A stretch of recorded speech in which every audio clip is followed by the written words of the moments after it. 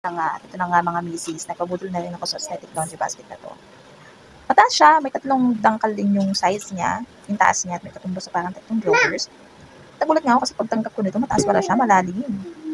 Madami kong malalagay ng labahan. 2 dangkal din yung lapad niya, kaya malaki-laki din siya, madami. Mga 1.5, mga 10 days kasha yun. Yung 10 days na yun, mga misis, 3 na kami dun sa pamilya namin agad. Tapos, may 4 din siyang gulong para kung saan naman siya gusto kong hila-hilahin kahit sa Girl Gold ka pa maglaba. Sa Appliance Center, sa SM. Yan, hindi ka mahihirapan dyan. Tapos may gulong na yan, lahilain mo lang yan. And then, makapal din yung materials niya and may ventilation siya. May mga butas-butas na nakikita nyo. Mga butas-butas. Hindi mo mamaho yung mga labahin dyan. Gano'n pa kapawis yan, gano'n pa kadumi yan. Hindi yan mga ngamoy dyan. So, yung link na pala sa comment section na sa Yellow Basket. Check out ka na. Kabush.